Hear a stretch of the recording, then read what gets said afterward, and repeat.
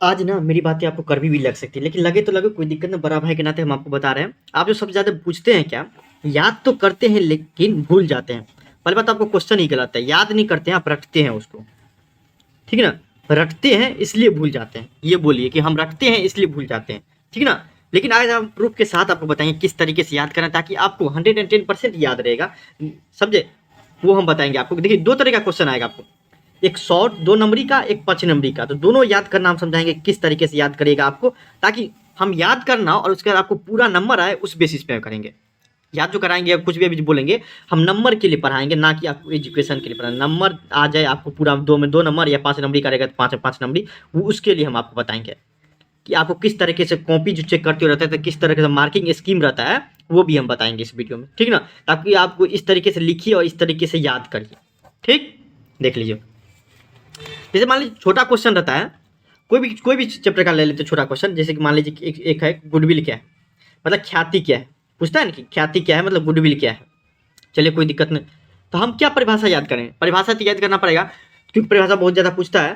तो एक बात याद रखें, तो गुडविल का क्या परिभाषा रखेंगे, याद रखेंगे। अच्छा, दिमाग में रखेंगे क्या, यह एक इंटेंजिबल एसेट है ना? गुडविल इज एन, याद किए क्या कहते, एक बार दिमाग में रखेंगे, इसे पढ़ देंगे कि goodwill is an intangible assets which increase the value of business due to which enterprises earn higher profit.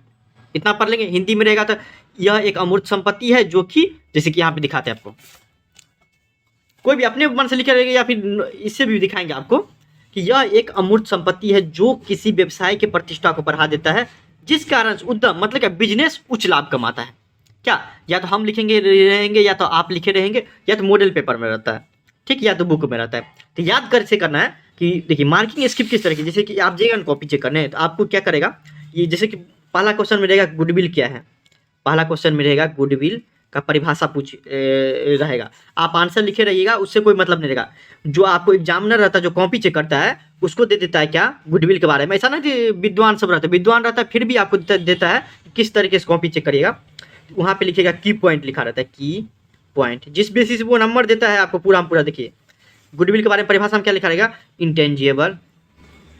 Intangible assets लिखा रहेगा। हिंदी में रहेगा तो अमूर्त संपत्ति लिखा रहेगा, उसमें अमूर्त संपत्ति लिखा रहेगा, ठीक है ना?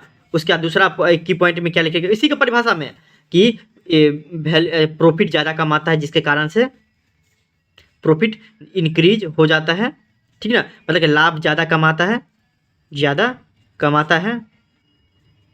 उसका तीसरा पॉइंट में क्या दे देगा आपको कि प्रतिष्ठा बढ़ा देता है, मतलब कि रेप्यूटेशन बढ़ा देता है।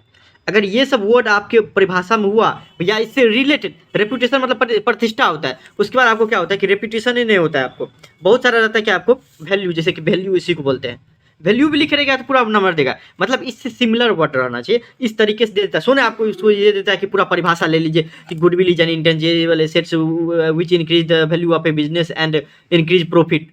ऐसे नहीं लिखा रहता उस सबको टीचर सबको इस तरीके से देता है। तो आप कुछ कॉपी चेक करता है तो इस हिसाब से रहता है, ठीक ना?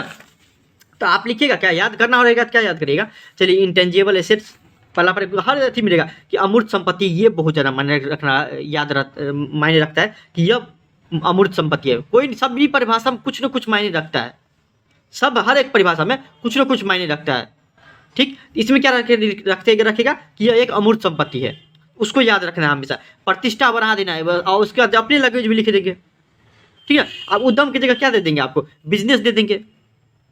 उद्यम की जगह मान लीजिए बिजनेस को हिंदी में क्या, एंटरप्राइजेज के जो हम उद्यम दिए हैं, उद्यम की जगह दे दीजिएगा आप व्यवसाय, आपके अपने लैंग्वेज, जिस कारण व्यवसाय, मान लीजिए किसी बिजनेस का जो है ज़्यादा पैसा कमाता है, ये भी लिख सकते हैं, कोई दिक्कत है। 100% आपको नंबर देगा, 110% नंबर देगा, क्योंकि उस सबका की पॉइंट रहता है। और जो अपने लैंग्वेज में लिखता है ना, उसको ना वही बॉडी वाला बोलता है कि 100% उसको नंबर दो।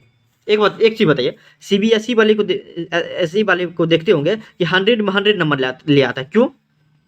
100% नंबर आता है, 99.9% लाता है नंबर, क्यों? क्योंकि वो सब लिखता है इस तरीके से, ताकि ये नहीं रखता कि परिभाषा रट देता है, हर एक का सेम रहता है, नहीं, वो इस तरीके से लिखता है, की पॉइंट लिखता है, बस हो गया।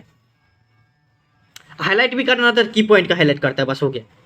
नंबर भी उसी बेसिस पे देता है आपको, ठीक? तो आप देख लीजिएगा। या फिर आप बिहार बोर्ड भी 100% वो एक पे अप्लीकेबल कर दिया, जो सीबीएसई वाला करता है, की पॉइंट रहता है, की पॉइंट के बेसिस पे देगा, और जो अपना लैंग्वेज में लिखता है उसको देता है नंबर। जैसे कि सीबीएसई में होता है, उसी हिसाब से इधर भी आप चेकिंग होता है। पहले होता था लेकिन अब ये इसी तरीके से हो रहा है आपको।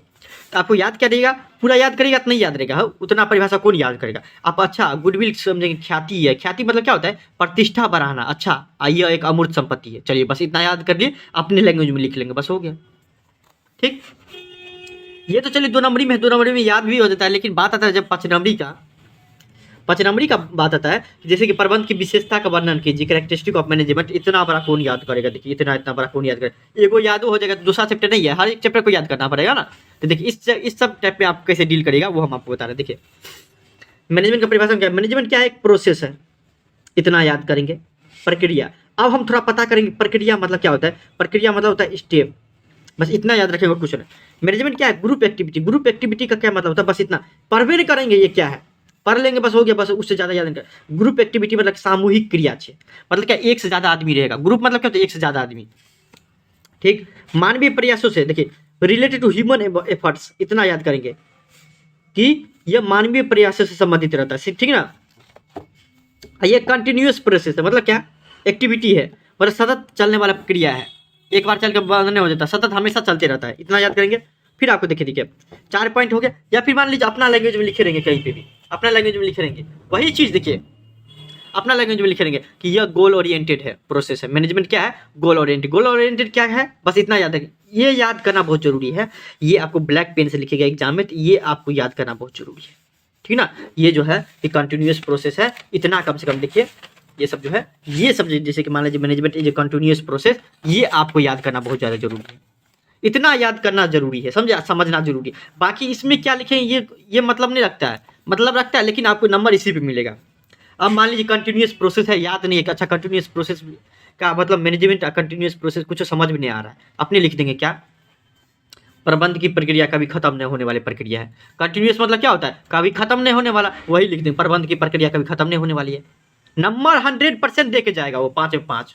ठीक, ये याद रखिए कि किस तरीके से हम आपको बोले कि ये ऊपर वाला जितना है ना, ये जितना है ना, इसको याद करिए। ग्रुप एक्टिविटी ये याद करिए, मतलब प्रबंध क्या है, सामूहिक क्रिया। सामूहिक मतलब क्या, एक से अधिक आदमी लगता है, बस उतना याद करेंगे क्या कि प्रबंध एक सामूहिक क्रिया है, अर्थात क्या, प्रबंध में एक से अधिक ज़्यादा आदमी का जरूरत पड़ता है, एक आदमी से नहीं होता, बस हो गया। प्रबंध का संचालन अर्थात किसी एक व्यक्ति का जरूरत से नहीं हो सकता है, मतलब बहुत सारे व्यक्ति का जरूरत पड़ता है, बस हो गया। उसके रिलेटेड आपको जो लिखना होगा ना, रिलेटेड लिख सकते हैं, लेकिन ये आपको एग्जैक्ट रहना चाहिए। मैनेजमेंट इज ग्रुप एक्टिविटी, प्रबंध एक सामूहिक क्रिया है, ये एग्जैक्ट रहना चाहिए। देखिए पूरा का पूरा सॉल्व हो गया। ये सब याद करने का कोई जरूरत है, कोई जरूरत नहीं ना, कोई जरूरत नहीं, सॉल्व हो गया। देखिए 2 नंबरी हो या 5 नंबरी, सब इसी तरीके से याद कर। ज़्यादा इधर उधर में रहिएगा तो आपको पूरा नंबर छूट जाएगा, समझे। सिर्फ जितना बता रहे उतना करिए, इधर उधर में रहिएगा तो नंबर के लिए पढ़िए, बार बार बोले नंबर के लिए पढ़िए, नंबर लाना है बस, वही बेसिस रखिए। ठीक, तो देख लीजिए इस तरीके से आप पढ़िए। ठीक, चलिए थैंक यू सो मच। कोई दिक्कत होता है इंस्टाग्राम पर फॉलो करके मैसेज करिए।